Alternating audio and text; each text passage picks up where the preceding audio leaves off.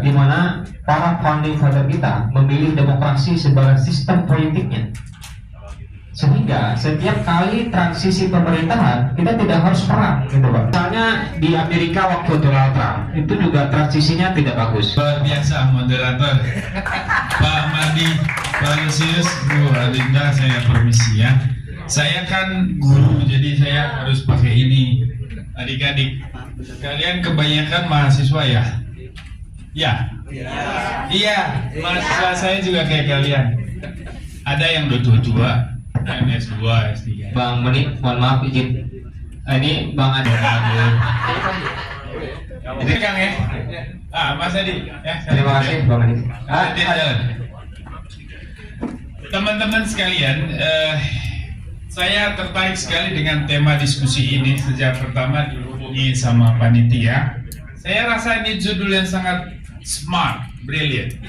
Dan ini isu yang sangat real, kontekstual, ya. Tapi mari kita lihat, di mana kita hari ini di tengah dunia, di tengah situasi global. Ya, mari kita lihat. Katakanlah, saya gambar sederhanakan sistem politiknya Eastern, ya. Ini lingkungan, ada yang tahu? Global, ya, atau internasional, ya. Apa yang akan terjadi? Yang muncul dari luar itu bisa dalam bentuk threat, ya, benar ya, ancaman atau ada peluang, ya, opportunity. Nah, ini ke dalam sini kita bicara soal power, ada ruang kekuasaan. Tetapi kan sistem politik mengatur ada internal environment dari sistem politik, yaitu ada eksekutif, ada yudikatif, ada legislatif. Tugas undang-undang, regulasi yang lain, dan seterusnya. Kalau you tidak setuju dengan undang-undang, maka lakukanlah namanya feedback, aksi protes yang menjadi umpan balik. Oke? Feedback. Ya, kita kuliah dasar dulu. Umpan balik ini dia menjadi input yang baru. Begitulah demokrasi bekerja. Nah, hari ini kita menghadapi gempuran di sini. Ancaman dari lingkungan global terhadap sistem politik domestik. Apa yang terjadi bentuk ancaman itu? Ada yang konvensional, ada yang non konvensional.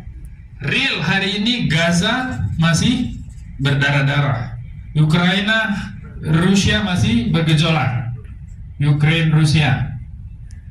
Belum lagi kalau Korea Utara Selatan menjadi konflik terbuka. Kan ngancem-nganceman itu. Belum lagi Laut Cina Selatan, ini kalau bukan hanya kita yang terlibat dengan Cina itu, ada beberapa negara lain. Ya, dan situasi ini adik-adik sekalian memaksa kita harus siap kuda-kuda. Negara ini harus kuat. Untuk negara kuat, apa yang dibutuhkan? Konsolidasi ke dalam, perkuat kita. Maka yang namanya hubungan, saya pergi ya. Nah, agak boros kertas karena tulisan saya bisa dibaca oleh saya dan malaikat. Nah, ini kita membutuhkan konsolidasi ke dalam. Konsolidasi ini kan tidak mudah. Bagaimana kita bisa menjelaskannya? Ada 3 pilar demokrasi adik-adik. Oke? Di sini ada yang namanya negara, state. Ada namanya, sebutin dong, market. Atau ada civil society, atau society aja, civilnya ditutup dalam kurung boleh. Asumsinya ini menjadi isosceles triangle atau equilateral. Ini segitiga sama sisi, ya kan? Apa dampak, apa implikasi dari segitiga sama sisi? Proporsional.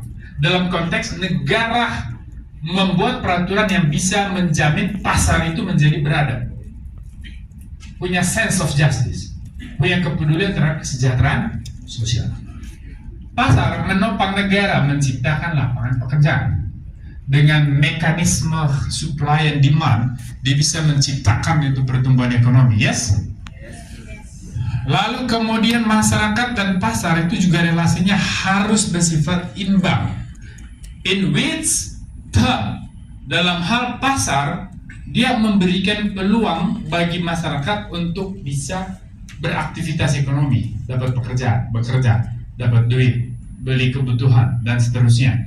Lalu pasar menjamin kesejahteraan sosial dengan apa? Ada kebijakan namanya CSR, Corporate Social Responsibility. Maka perusahaan dituntut, hey, lu harus punya anggaran untuk penghijauan lingkungan, lu harus punya anggaran untuk macam-macam, ya. Sehingga dia itu dipaksa untuk dia menjadi manusiawi. Karena hakikatnya pasar itu tidak punya ideologi, tidak punya perasaan, tidak punya sentimen. Lu jangan. Dia itu aslinya adalah mesin, robot, tidak ada perasaan. Jadi kalau dulu Smith mengatakan tenang, ada invisible hand, ya, liberalisme klasik.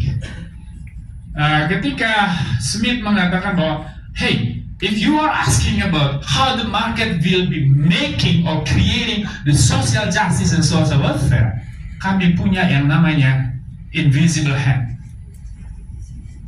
tangan yang tak terlihat. Pasar akan punya itu, kesejahteraan akan terbangun. Faktanya tidak pernah kelihatan tangan itu, kesejahteraan tidak pernah terbangun. Muncul koreksi di dalam ideologi liberalisme itu. Kaum neolit datang belakangan, mereka bilang, udahlah, lupakanlah invisible hand. Kami akan beri obat mujarab baru yang namanya trickle down effect. Trickle down effect ini, mereka bilang, nanti pasar akan bekerja sedemikian teraturnya, lalu menciptakan tetesan-tetesan madu. Di situ kamu bisa menikmati dan hidup, ya kan? Faktanya kan juga tetesan ini kalaupun menetes, yang nada juga cuma tak segelintir tangan kan. Nah, inilah paradoks liberalisme hari ini. Nah, ini yang menjadi catatan untuk kita bisa memahami bagaimana hubungan Ya, pasar. selamat datang Bang Ray Rangkuti. Wah, Bang Ray Jadi gantian nih. membuat atau membentuk watak hubungan pasar dengan masyarakat. Dan kemudian pasar dengan negara dan masyarakat di mana relasinya.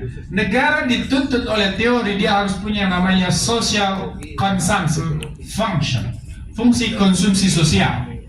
Negara harus menjamin subsidi kepada hal-hal yang berkaitan dengan hajat hidup orang banyak. Maka listrik harus disubsidi, BBM harus disubsidi, dan beras juga seharusnya disubsidi, ya, karena hal-hal dasar yang berkaitan hidup banyak orang banyak. Kenapa harus subsidi? Hey, ada fungsi konsumsi sosial negara, ada fungsi investasi sosial. Yes, di sini negara menopang, mendukung pasar untuk meningkatkan investasi dalam rangka menciptakan kesejahteraan sosial, ya kan? Apa yang terjadi? Katakanlah ini dazolennya sebagai realitas yang ideal, sesuatu yang ideal. Realitas yang sesungguhnya seringkali di muka bumi ini yang terjadi adalah segitiga sama sisi. Hubungan pasar dan negara dan masyarakat sipil itu sangat pendek, dia sisi yang tegak dari segitiga itu, ya. Lalu kemudian state dengan masyarakat itu di titik yang terjarak jauh. Begitu juga pasar dengan masyarakat itu jauh. Ini simbol dari apa? Kemesraan state dengan market itu melahirkan yang namanya state capitalist atau capitalist state. Bisa dibalik tergantung maknanya. Negara kapitalis atau kapitalis didukung oleh negara. Ya, di sinilah lahir muncul banyak varian seperti oligarki dan seterusnya. Ya, oke. Nah, pada ketika masyarakat terlempar jauh, teralienasi kalau bahasa kirinya, kan. Nah, di sini akan muncul perasaan, kalau kata Ger, di sinilah lahir yang namanya sense of relative deprivation. Ya. Lalu sense of injustice, perasaan ketidakadilan yang selalu menjadi narasi utama Rizik Syihab dan teman-teman misalnya. Dan kemudian ini akan menjadi terminologi yang sering dipakai oleh kelompok-kelompok pendukung politik identitas berbasis agama ataupun yang lain di dalam demokrasi. Setuju? Kenapa statement-statement ini, narasi-narasi macam ini sangat seksi dan menarik? Karena itu berkaitan langsung dengan batin kolektif masyarakat. Kalau bicara keadilan, dia bicara perasaan tertindas. Lo merasa itu isu semua manusia, kan? Yes, kamu pasti terhipnotis untuk ke situ. Tetapi pertanyaan konkretnya kemudian adalah orang yang memainkan narasi itu kepentingannya apa? Ini kadang-kadang kita tidak dalami secara kritis, betul? Maka jangan kaget begitu sebagian ormas berbasis agama diberi jatah untuk gali tambang, mereka semua jadi adem. Nah, good. realitas segitiga siku-siku inikah yang harus direspons kan oleh pemerintah dimanapun demokrasi di dunia ini. Setuju? Baik, kita pergi ke yang berikut. Nah, sekarang kembali tadi kepada lingkungan ini dulu ya. Karena di sini kan ada potensi ancaman datang dari luar, bisa juga dari dalam. Nah, teman-teman sekalian, ini nanti berkaitan dengan yang namanya state security. Oke? Keamanan negara itu dalam perspektif konvensional atau sebelum perang dingin. Sebelum perang dingin, keamanan negara selalu bicara soal militer kan, perang antar negara, kekuatan asing masuk, intervensi asing masuk. You baca teorinya Laswell atau siapapun semua. Setelah perang dingin, pergeseran paradigma ini terjadi. Negara itu kemudian menjadi isu yang luas. Di situ bicara soal keamanan pangan, keamanan energi, keamanan macam-macam. Dan akhirnya pendekatan inilah yang kemudian kita hadapi hari ini. Nah, bagaimana merespons situasi ancaman yang berkaitan dengan keamanan negara? Pendekatan yang dulu sebelum perang dingin itu pendekatan namanya Westphalian approach. Westphalian approach, dia itu pendekatan realis. Dan setelahnya dan kini kita memakai, tidak semua, ada yang masih pola realis. Ya, seperti saya kira sedikit banyak Putin di Rusia, dia sangat realis. Dia memakai pendekatan Westphalian approach. Kalau Amerika Serikat ini lebih cenderung ke post-Westphalian ya. Nah, teman-teman sekalian, sekarang pertanyaannya adalah di tengah situasi seperti ini, bagaimana kita harus bersikap? Ya kan? Sekarang kita udah bicara soal hubungan negara, pasar, dan masyarakat. Nah, bagaimana kita harus bersikap? State society relationship itu isu yang sangat serius. Ya kan? Hubungan negara dengan masyarakat itu isu yang serius. Sebuah demokrasi dia bertahan, dia stabil, terbangun equilibrium, keseimbangan ketika hubungan negara dan masyarakat itu stabil. Bagaimana supaya stabil? Nah, untuk bisa stabil adalah maka masyarakat sipil harus selalu dalam kondisi yang sehat, oke?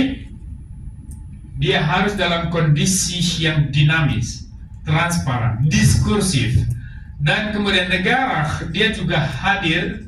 Negara dia harus tampil dalam wajahnya yang demokratis dan juga akuntabel dan seterusnya. Ketika itu akan terbangun mutual trust, saling percaya, oke? Di antara negara dan masyarakat.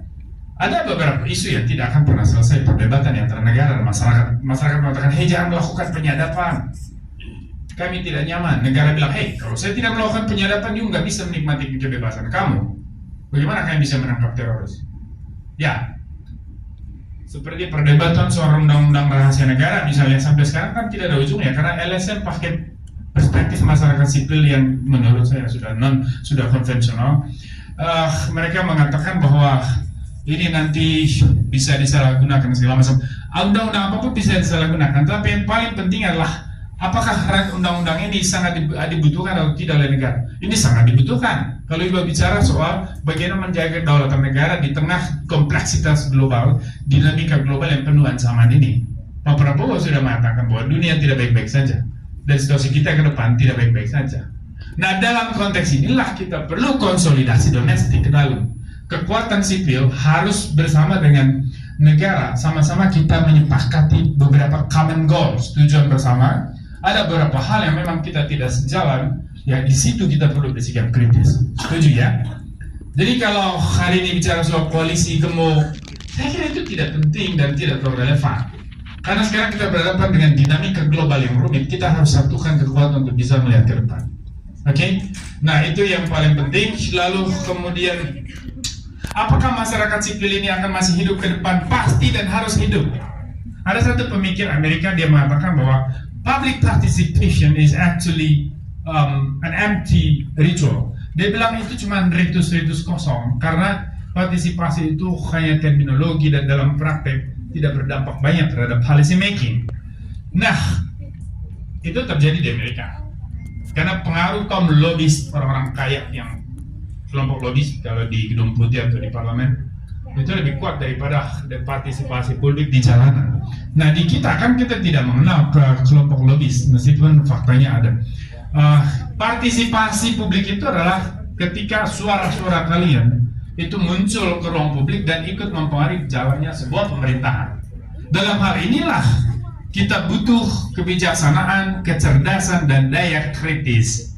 Karena bukan saatnya lagi kata melawan negara itu sesuatu yang relevan atau penting. Saatnya kita mencari titik temu di mana common goals, tujuan bersama kita sebagai sebuah negara bangsa, di mana peran kita sebagai civil society, di mana peran mereka yang ada di dalam institusi negara, lalu kemudian bagaimana kita bisa memanajemen hubungan itu untuk menjamin demokrasi ini akan tetap kuat ke depannya. Saya kira itu yang paling penting. Terima kasih. Wassalamualaikum warahmatullahi wabarakatuh. Kita Yang dikonsumsi oleh internasional bahwa Indonesia is running on the right track, tidak ada potensi masalah. Kami tidak punya pesimisme. Kami percaya kami menuju Indonesia Emas 2045 tanpa hambatan. Pemerintahan Pak Prabowo akan menjadi pemerintahan yang sangat memberi warna tertentu dengan penekanannya kepada penguatan demokrasi Indonesia dan pembangunan, maka Indonesia akan lebih kuat di kawasan Asia. Jadi saya nggak takut. Masyarakat sipil, oposisi jalanan, partai, bagi saya itu sehat-sehat saja. Nggak akan ada yang berpotensi mengganggu stabilitas secara signifikan. Jadi semua nggak ada masalah. Ada lagi? Jadi terkait pasca Pak Jokowi ini kan apa model-model seperti kepemimpinan Pak Jokowi kan beda orang beda karakter. Pak Jokowi punya karakter berbeda dengan Pak Prabowo, tetapi mereka punya satu visi yang sama, yaitu bagaimana Indonesia harus semakin maju. Nah, maka apa yang sudah dilakukan 10 tahun oleh Pak Jokowi itu pasti dilanjutkan oleh Pak Prabowo. Ada penguatan-penguatan yang serius dari Pak Prabowo, misalnya dalam pendekatan merespons konflik-konflik internal seperti separatisme, terorisme, itu pasti karena ini kan beda pemimpin, beda fokus.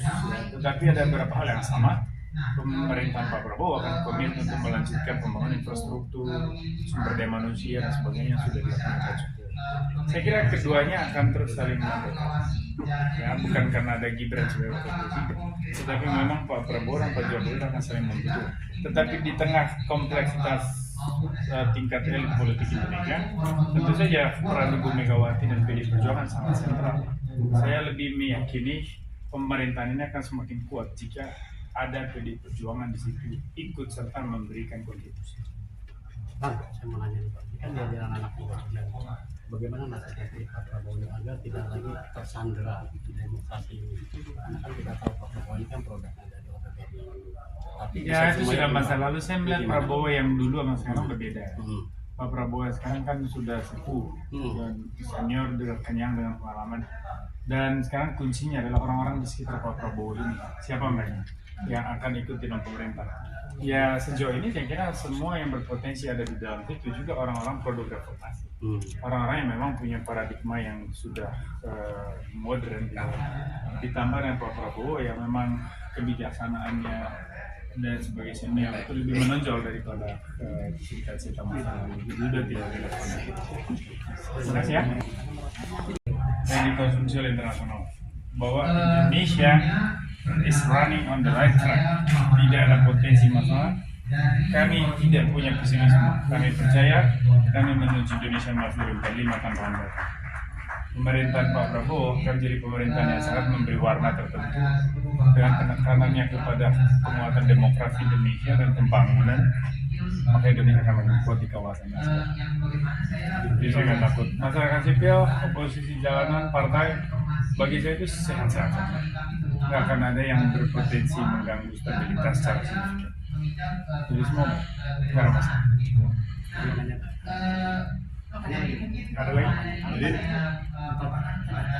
terkait pasca Pak Jokowi ini kan apa model-model seperti kepemimpinan Pak Jokowi kan beda orang beda karakter.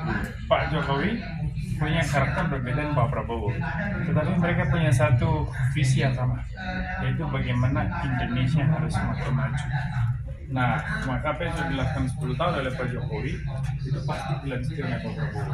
Ada penguatan-penguatan yang serius dari Pak Prabowo, misalnya dalam pendekatan merespons konflik-konflik internal seperti separatisme, terorisme itu pasti, karena ini kan beda pemimpin, beda fokus. Tetapi ada beberapa hal yang sama.